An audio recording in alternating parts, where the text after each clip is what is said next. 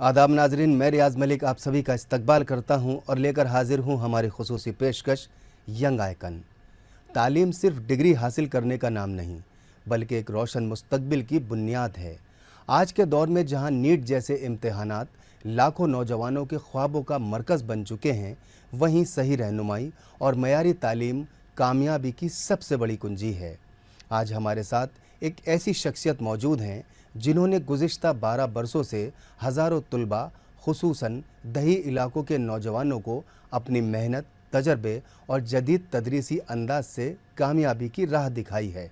हम बात कर रहे हैं डॉक्टर पीयूष तिवारी की, जो नीट ज़ूलॉजी के माहिर, king George medical university Lucknow के साबिक तालिब इल्म और ज्ञान भारती के बानी भी हैं। आपने फिज़िक्स वाला जैसे कई प्लेटफॉर्म पर बच्चों को पढ़ाया भी है। आइए इनका इस्तकबाल करते हैं। डॉक्टर पीयूष, हमारे शो यंग आइकन में आपका इस्तकबाल है। धन्यवाद सर। अच्छा पीयूष साहब, आप रहने वाले देवरिया के हैं, उत्तर प्रदेश के, वहीं पैदा हुए, वहीं पले बड़े, आपकी जो शुरुआती तालीम है वहीं से हुई। मैं चाहूँगा कि प्रोग्राम के आगाज़ में आप हमारे नाजरीन को अपनी जो शुरुआती ज़िंदगी है उसके बारे में थोड़ी सी रोशनी डालें। सर मैं देवरिया ज़िले के नून खर गाँव एक होता है, वहाँ से पढ़ा, वहीं से पढ़ाई की शुरुआत हुई हमारी जी। और पढ़ाई की शुरुआत हुई और बचपन से ही मम्मी पापा ने एक सपना दिखाया कि तुम्हें डॉक्टर बनना है। और इवन मैं पढ़ाई को कुछ जान भी पाता तब से मुझे एक ही चीज़ पता थी कि मुझे डॉक्टर बनना है। धीरे धीरे मैं अपने डिस्ट्रिक्ट शहर देवरिया में आया, वहाँ भी टारगेट बस यही था कि डॉक्टर बनना है, डॉक्टर बनना है, और उसी की पढ़ाई को कंटिन्यू रखा। देवरिया से मैं फिर लखनऊ आया प्रिपरेशन करने। प्रिपरेशन की होड़ में आया तो देखा कि मैं गाँव से पढ़ा लिखा आदमी, हिंदी और अंग्रेजी की मार चल रही थी। हिंदी अंग्रेजी के मार में एक साल तो समझने में लग गया कि हिंदी अंग्रेजी क्या है, क्योंकि कोचिंग्स उतनी अंग्रेजी में ही थी सारी, हिंदी में कुछ थी ही नहीं। तो बड़ी समस्या हुई, बहुत फेस किया, 2 बार फेल हुआ, तीसरी बार में मैं सेलेक्ट हुआ सर। अच्छा। और किंग जॉर्ज मेडिकल कॉलेज से अपनी पढ़ाई कंप्लीट की।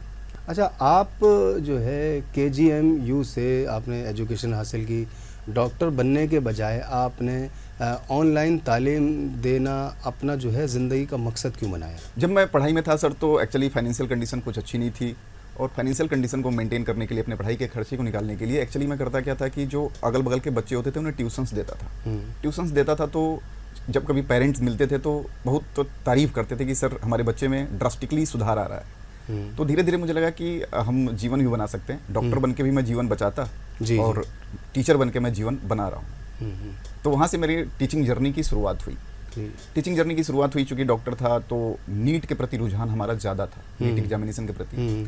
तो मैं दिल्ली अपने सिविल सर्विसेज की तैयारी के लिए आया था, और वहाँ भी सिंपली अर्निंग के लिए मुझे किसी न किसी प्लेटफॉर्म को ज्वाइन करना था। तो मैंने पढ़ाना स्टार्ट किया और नीट के बच्चों को पढ़ाया, और आज तक के डेट तक लगभग सर हम 2 लाख बच्चों को पढ़ा चुके हैं, जिसमें से कम 5 से 10 हज़ार डॉक्टर्स होंगे। अच्छा जी, ये बड़ा अचीवमेंट है। अच्छा, तकरीबन पिछले 12 बरसों में जो नीट की तैयारी है उसमें आपको क्या चेंजेस लगे, कि क्या क्या उसमें चेंजेस आए हैं तैयारी में? मेंटल सेटअप का चेंजेस होता है। एक्चुअली जब हम लोग पढ़ते थे सर तो बोर्ड के रिजल्ट भी बहुत कॉन्साइज आते थे। अभी देखेंगे तो हमारे समय में जब पासिंग आउट परसेंटेज हम देखते थे तो लगभग 22%, 23% का रिजल्ट बनता था, और आज के डेट में 90-95% तक रिजल्ट बनते हैं।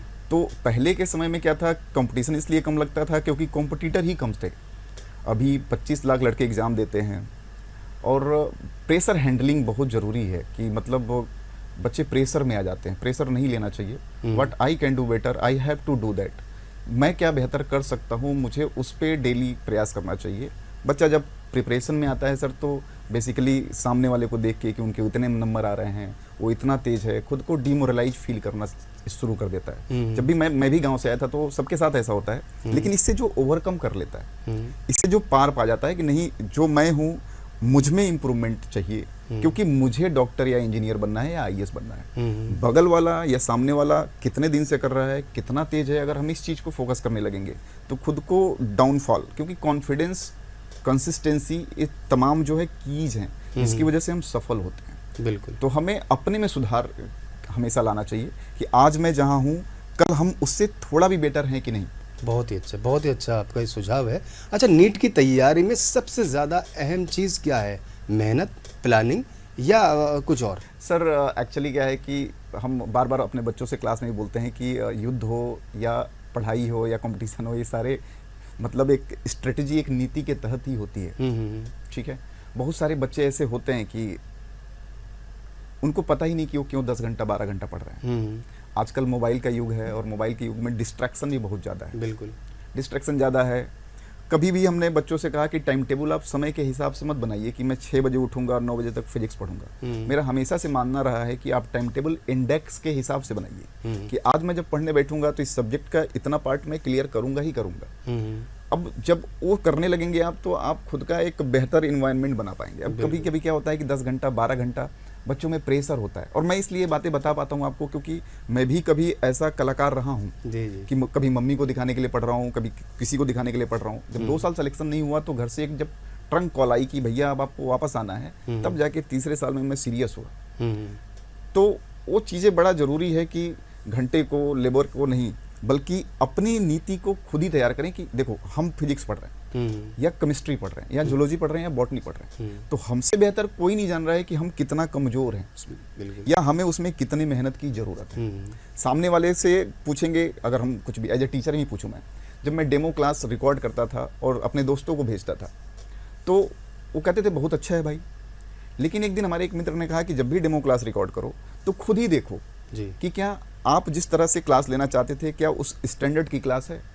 तो मैं बच्चों से यही कहना चाहता हूं कि आप दूसरे को मत देखो, आप जहां पे आज लाई कर रहे हो, जहां एग्जिस्ट कर रहे हो, डेफिनेट सी बात है अगर आप मेहनत कर रहे हो तो उसमें कुछ इंप्रूवमेंट उस मेहनत की वजह से आ रहा है कि नहीं।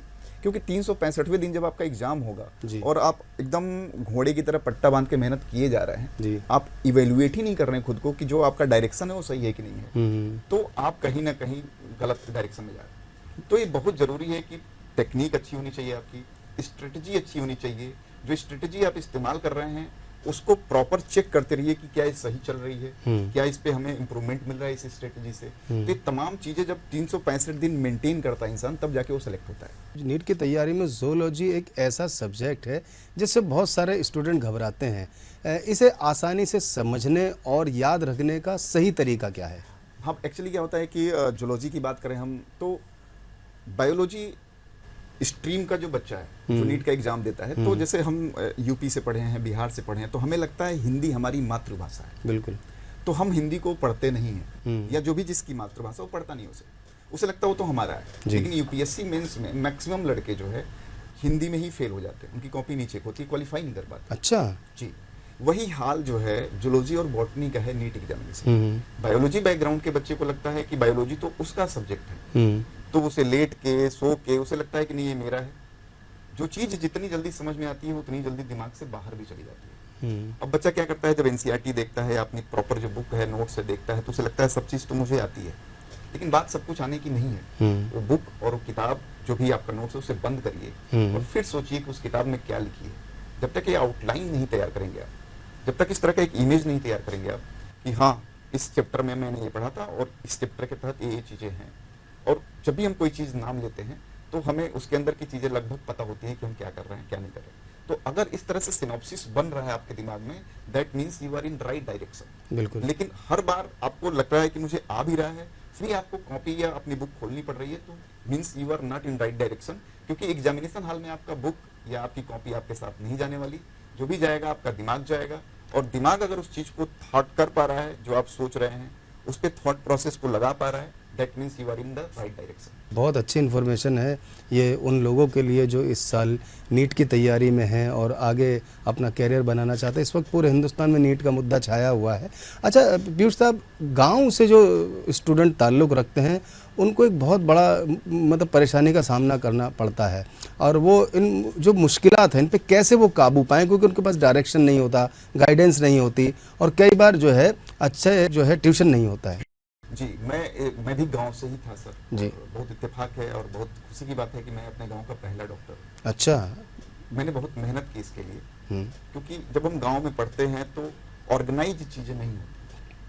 ऑर्गेनाइज न हो पाने की वजह से एक गांव में पढ़ रहे बच्चे को बहुत स्ट्रगल करना पड़ता है अपने उस काउंटर पार्ट से जो शहर में है। बिल्कुल।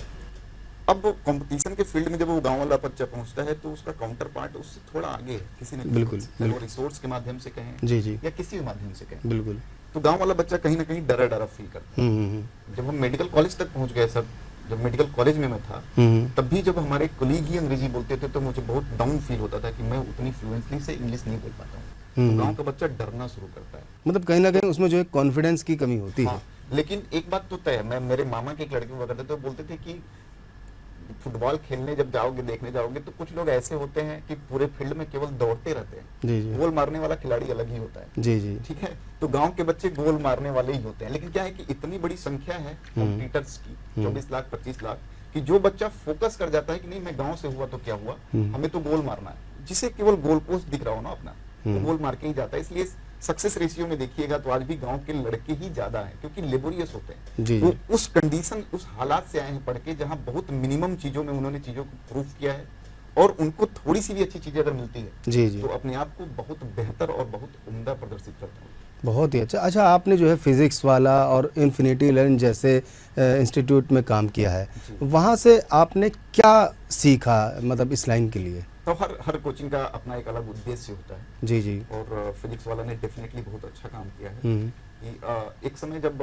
एक्सेसिबिलिटी नहीं थी बच्चों को, जी जी जब बच्चे सोच नहीं पाते थे, क्योंकि हम गांव से खुद ही जी। हैं, और गांव से होने के नाते गांव में एक मिथ बना होता है कि एक डॉक्टरी की पढ़ाई बहुत महंगी है। बहुत सारे गार्जियन से, तो खुद मेरे गार्जियन बोलते थे कि डॉक्टरी की पढ़ाई बहुत महंगी है।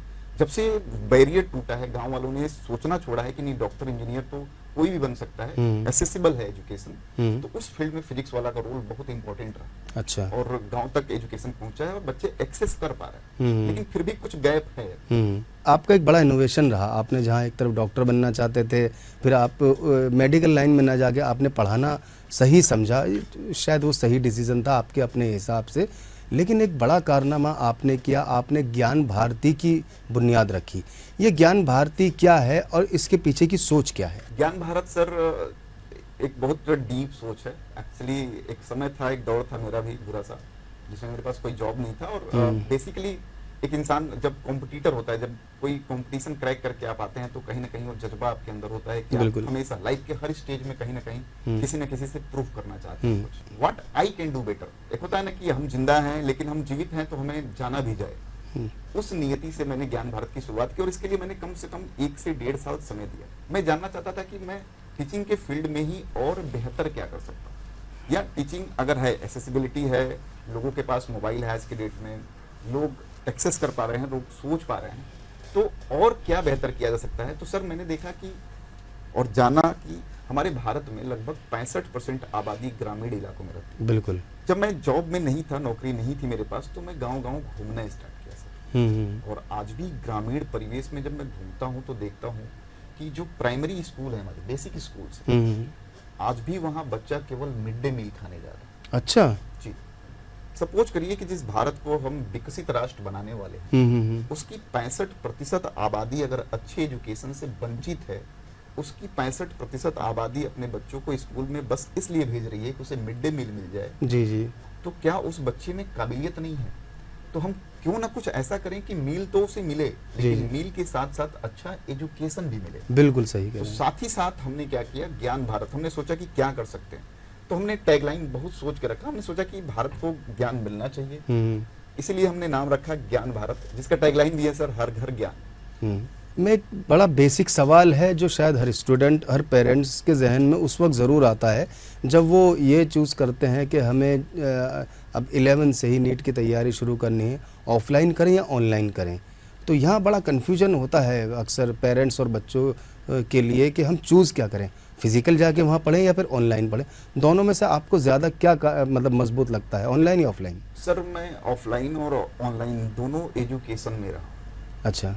तो मैं ऑफलाइन को भी बुरा नहीं बोल सकता और ऑनलाइन को भी बुरा नहीं बोल सकता। मुझे बस एज अ टीचर, मैं खुद डॉक्टर हूँ, तो आप मुझे अपना बड़ा भैया ही मान लो जो बच्चे प्रिपरेशन कर रहे हैं। जी जी।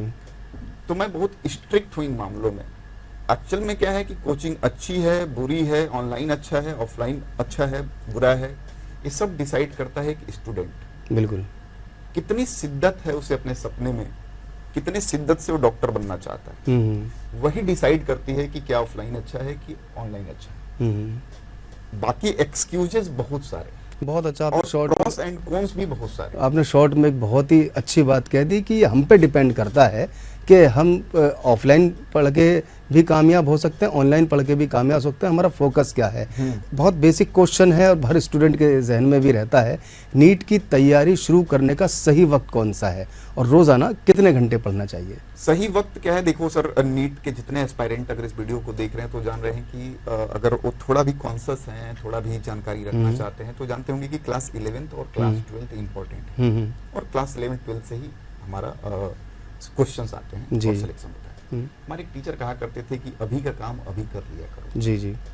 अब सोचिए बच्चा ड्रॉपर क्यों बनता है? जब क्लास 11 से ही सवाल आ रहा है, क्लास 12 से ही सवाल आ रहा है, दोनों कंबाइन कर दिया है, तो हम तो उम्मीद यही रखेंगे कि क्लास 12वीं में जो बच्चा पढ़ रहा है उसको क्लास 11th का सब सामान आता होगा, सारे सब्जेक्ट आते होंगे। जी जी। अगर हम क्लास 12 पास है मीन्स क्लास 12 से यानी क्लास 1 से क्लास 12 तक की सारी चीजें मुझे आती होंगी, एक्सपेक्टेड है। तो क्लास 11 से कोई बच्चा अगर स्टार्ट करे और जहन में रख के स्टार्ट करे कि भैया मुझे डॉक्टर बनना है और आज हम पहला चैप्टर पढ़ रहे हैं तो हम क्लास 11 तो इससे पास करेंगे ही करेंगे, साथ ही साथ मेडिकल में इससे कैसे सवाल पूछे जा रहे हैं, अगर एक क्यूरियोसिटी उसके अंदर है तो आज भी टॉपर्स की लिस्ट उठा के आप देखेंगे सर तो मैक्सिमम उसमें फर्स्ट टाइमर होते हैं जो 11-12 से ही स्टडी कर रहे हैं। अच्छा। टॉपर्स की संख्या मतलब मुझे नहीं बोलना, लेकिन फिर भी टॉपर्स की लिस्ट में जो फर्स्ट अटेम्प्ट वाले हैं वो ज्यादा होते हैं। एक और बेसिक सवाल है जो इस वक्त में बहुत मशहूर भी हो रहा है, लोगों के जहन में भी है, न्यूज़ में लगातार ये खबरें बनी हुई, नीट के जो एग्ज़ाम अभी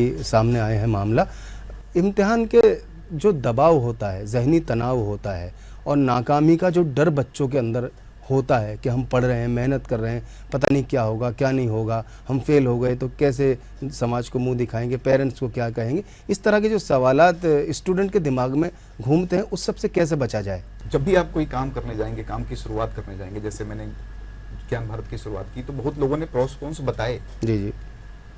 मुझे करना है जी। तो मुझे उसके लिए तैयार होना पड़ेगा। बिल्कुल। मैं बस इतना बोलता हूं कि जिस भी चीज को आपने सेलेक्ट किया, जैसे मैंने ज्ञान भारत की शुरुआत करी, आपने नीट की प्रिपरेशन की शुरुआत करी, कोई आईआईटी की तैयारी कर रहा होगा, मेहनत इतनी करो कि आईने में खुद को देख के शर्म ना आए, बाकी समाज को जवाब मिल जाएगा। लेकिन अगर खुद से ही आंख नहीं मिला पा रहे मीन्स आपने मेहनत नहीं करी है। तो बड़ा डेफिनेट सा सवाल है कि प्रेशर तो लेना ही नहीं है, प्रेशर तो हर काम में है। बिल्कुल। प्रेशर हर काम में है सर, और प्रेशर हर काम में है तो इसको आप डॉक्टर बनने वाले हैं, बिल्कुल। आपके पास तो अगर डॉक्टर बन गए और प्रेशर हैंडलिंग कैपेसिटी नहीं है, आपके पास तो मरीज आ रहा है, ऐसे एक्सट्रीम कंडीशंस में आ रहा है। बिल्कुल। हमारे देश में जो भी एग्जामिनेशन बने हैं, एग्जामिनेशन का प्रोडक्ट क्या बनने वाला है उसके अकॉर्डिंग एग्जाम बनाए गए। जी। तो कहीं ना कहीं डॉक्टर बनेंगे तो लाइफ टाइम में तो और भी बहुत सारे प्रेशर्स हैं। बिल्कुल। तो हम क्या बन रहे हैं, जैसे हम हमारे टीचर कहा करते थे कि if you want to be the doctor first be the doctor. अगर हमें डॉक्टर बनना है तो पहले हम डॉक्टर की तरह बिहेव करना चालू करें। बिल्कुल बिल्कुल। ठीक है, तो ये सब प्रेशर, ये सब जब भी आपके पास एक पेशेंट पड़ा होगा तो बहुत सारी चीजें हैं सर, लेकिन बहुत सारी चीजों को इग्नोर करके डॉक्टर कॉन्सेंट्रेट करके अपना काम करता है। बिल्कुल। तो सोसाइटी क्या कहेगी, घर वाले क्या कहेंगे, पहले अपना काम तो आप कर लो ताकि खुद से नजर मिला पाओ कि नहीं मेहनत हमने अच्छी करी है, बिल्कुल मैं खुद से नजर मिला सकता हूँ। बिल्कुल। तो इंप्रूवमेंट उस कंडीशन में होगा। ये सोसाइटी अपना रिव्यू जो है आपके रिजल्ट के बाद छोड़ देती है। जी। मैं सेलेक्ट नहीं हुआ था तो मेरे जितने भी रिश्तेदार थे बोलते थे कि उनका लड़का आईटीआई की तैयारी करके आज इस नौकरी में है, उनका लड़का बैंकिंग की तैयारी करके आज इस नौकरी में है। जी जी। जब वही मैं सेलेक्ट हुआ तो लोग बोलने लगे अरे बैंक कहाँ, ये कहाँ, वो कहाँ, कंपैरिजन होता रहता है। एक कंपैरिजन के लिए ही सोसाइटी बैठा हुआ है। आपको इन सब चीजों को इग्नोर करके आपको अपने सपने पे फोकस करना है। जो भी आपने मंजिल बनाई है उसको अचीव करने के लिए कितना मेहनत आप कर सकते हैं इस पे फोकस करना है, ताकि लास्ट डे आप आईने में खुद से नजर तो मिला पाए। बहुत ही कीमती राय है उन बच्चों के लिए जो कहीं ना कहीं मोरल डाउन होता है। दुनिया का काम है कहते रहना और आपका काम है मेहनत करना और अपना टारगेट अचीव करना। इस सब में पेरेंट्स की बात अभी तक नहीं हो पाई कि जो बच्चे तैयारी कर रहे हैं, तैयारी करना चाहते हैं या एग्ज़ाम की तैयारी में अभी बहुत ज़्यादा मेहनत कर रहे हैं वो लोग, पेरेंट्स का रोल जो आता है, पेरेंट्स कैसे पॉजिटिव रोल प्ले कर सकते हैं अपने बच्चों के नीट की तैयारी के लिए या यूपीएससी की तैयारी के लिए, किसी भी एग्ज़ाम की तैयारी के लिए? सर विश्वास एक बहुत बड़ा हथियार है जी। जिस तरह का प्रेशर जो है स्टूडेंट पे होता है ना कि उससे लोग पूछते हैं कि क्या हुआ, हॉस्टल में प्रेशर होता है, तमाम जगहों से प्रेशर होता है, वैसे पेरेंट्स के ऊपर भी प्रेशर है। सोसाइटी उनसे भी पूछती है कि आपके बच्चे का क्या हुआ। जी। अब चूंकि वो डॉक्टर बनने वाले नहीं है तो वो आप पे प्रेशर डालते हैं। पेरेंट्स को अपने बच्चों पे विश्वास रखना चाहिए, जी, मोटिवेट करना चाहिए। और सबसे बड़ी बात है सर कि डॉक्टर इंजीनियर इंसान बन सकता है, जी। लेकिन सबसे पहले कोई भी एस्पायरेंट इंसान बने, बिल्कुल, बेहतर। बिल्कुल। ठीक है, आपका पेरेंट आपके लिए बहुत सेक्रीफाइस, बहुत कॉम्प्रोमाइज करता है, पहले तो आप उसका रिस्पेक्ट करें। एक्सपेक्टेशन होगी, लेकिन मैं यही बोलता हूँ बार बार कि अगर आप में इम्प्रूवमेंट हो रहा है तो आप बेहतर डायरेक्शन में हैं। लेकिन देखो, हम कुछ भी काम करने जाएंगे तो एक्सपेक्टेशन सबकी होती है। बिल्कुल, बिल्कुल। हमारी ज्ञान भारत से है, आपकी अपने प्रिपरेशन से होगी। तो इस एक्सपेक्टेशन को गार्जियन जो है थोड़ा सा मोटिवेट करके, समय समय पे काउंसिल करके, जी। बच्चे को फ्रेंड बना के, कभी कभी गार्जियन प्रेशराइज कर देता है, क्या हुआ, नहीं होगा तो ये होगा वो होगा।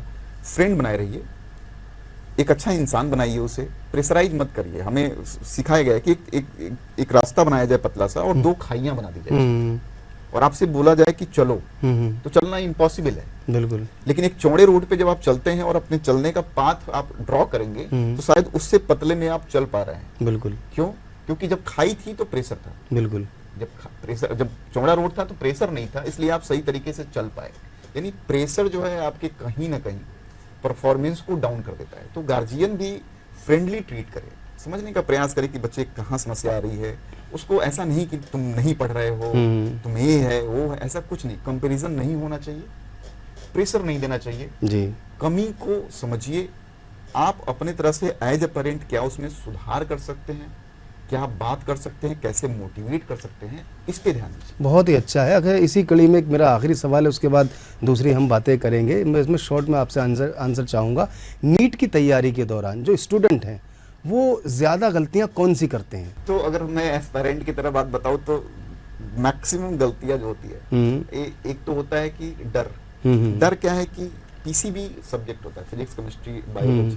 तो बायोलॉजी का बच्चा जो है ना, वो अपने मन में एक मैथमेटिकल डर बिठाया हो, उसे लगता है उसका मैथमेटिक्स कमजोर है। क्योंकि मैं अपने जो भी बात करूंगा तो मैं अपने खुद के एक्सपीरियंस प्लस 12-13 सालों से जो इस फील्ड में काम कर रहा हूँ, बहुत सारे बच्चे जो मिले, बहुत सारे बच्चों को जो पढ़ाया, वो सबका एक्सपीरियंस बता रहा हूँ। तो उसे लगता है कि मैं मैथमेटिक्स नहीं जानता।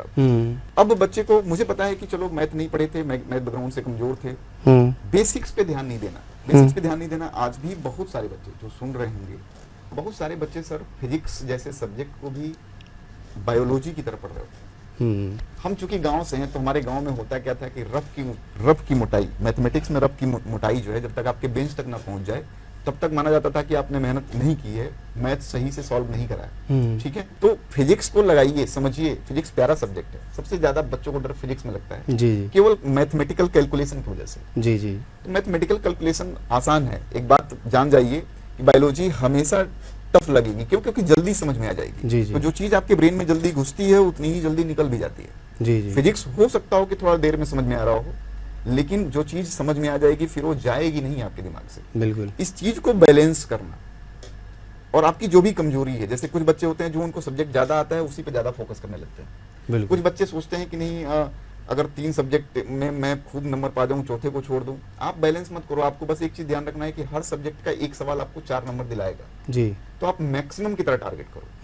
कुछ बच्चे प्रीवियस ईयर कट ऑफ देख के पढ़ने लगते हैं। प्रीवियस ईयर कट ऑफ देखना ही क्यों? आपके पास एक टारगेट है 720 नंबर का, उस टारगेट के आप कितना करीब पहुंच पा रहे हैं, आप उसके लिए मेहनत करिए। बिल्कुल। अच्छा, अब थोड़ा सा अलग हम बात कर लेते हैं। अभी नीट और बच्चों की तैयारी, इस पे बातें अभी तक हमने की। आपने जो है नवोदय पे कुछ काम किया है, नवोदय स्कूल में एडमिशन के लिए।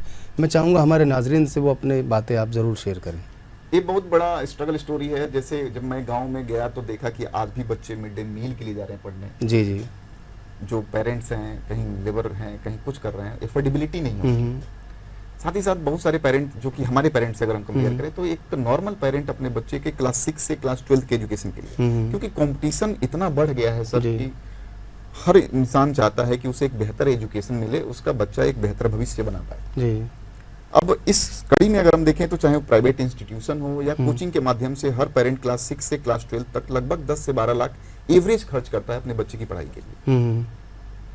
अब बहुत सारे पेरेंट्स ऐसे भी तो हैं जो ये अफोर्ड नहीं कर सकते। बिल्कुल सही बात। अच्छा, हमारी सेंट्रल गवर्नमेंट की स्कीम है सर, नवोदय विद्यालय का सपना देखा गया था और जिसको एस्टेब्लिश किया था राजीव गांधी जी ने 1986 में। जी जी। उनका सपना ही यही था कि हम भारत में एक ऐसा विद्यालय बनाएं जिसमें बच्चा रहे, खाए पिए और एक बेहतर एजुकेशन पा सके। बिल्कुल। हमारे यहाँ बहुत सारे पेरेंट्स को नहीं पता है कि नवोदय विद्यालय में टॉप लेवल के फैकल्टी होते हैं हम्म, और जो है भारत में 661 नवोदय, अच्छा 661 नवोदय, ओके, जहाँ पे बच्चा क्लास 5वीं में कंपटीशन के थ्रू क्लास 6 में एडमिशन पाता है। अच्छा, अब जब सोचिए एक सिनेरियो ऐसा कि एक बच्चा 12वीं पास हो रहा है, तब उसे पता चल रहा है कि नीट देना है, लेकिन एक बच्चे को हम प्रिपेयर करें कि क्लास 5वीं से ही तुम्हें कॉम्पीट करना है, तो उसका जो सोचने का तरीका होगा, उसका जो आने वाले कंपटीशन को टैकल करने का तरीका होगा, वो बिल्कुल अलग होगा।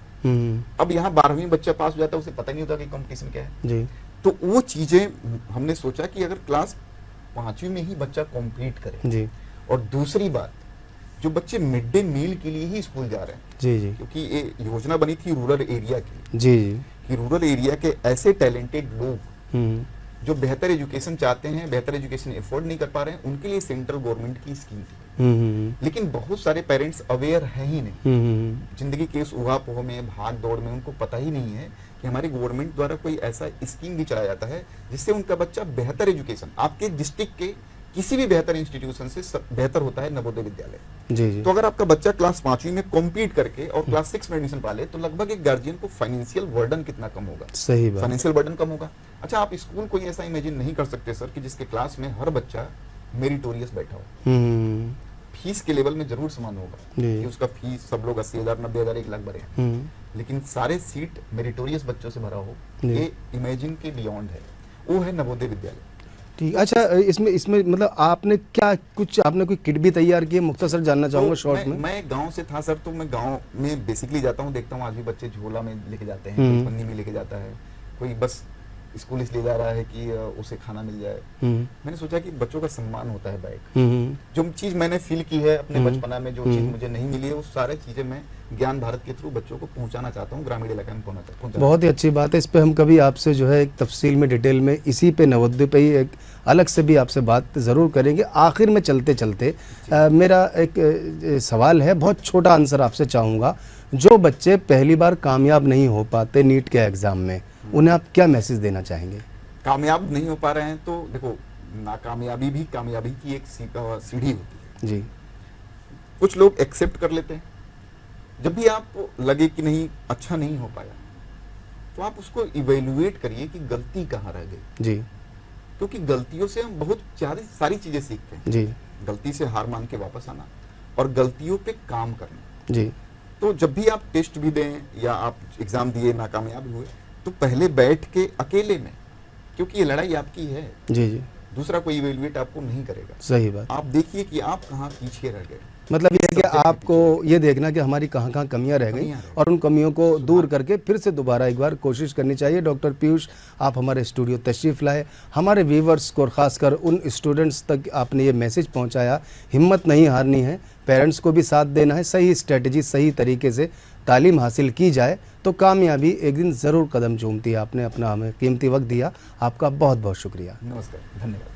तो नाजरीन, मुझे उम्मीद है कि आपको हमारा आज का ये शो ज़रूर पसंद आया होगा। हमारे शो के दरमियान आपने डॉक्टर पीयूष तिवारी की बातें ज़रूर सुनी होंगी। इनकी हिम्मत और इनके जज्बे को हम सलाम करते हैं कि ये नौजवान तबके की रहनुमाई कर रहे हैं, नीट जैसे सख्त इम्तहानात में लोगों की मदद भी कर रहे हैं कि किस तरह से बच्चे तालीम हासिल करें, शॉर्टकट क्या है, गलतियां क्या होती हैं, और पेरेंट्स भी अपने बच्चों का किस तरह से ख्याल रखें। फ़िलहाल अपने होस्ट, अपने दोस्त रियाज़ मलिक को इस वादे के साथ दीजिए इजाज़त। अगले हफ्ते एक और शख्सियत से फिर से रूबरू होंगे। तब तक के लिए खुदा हाफिज़।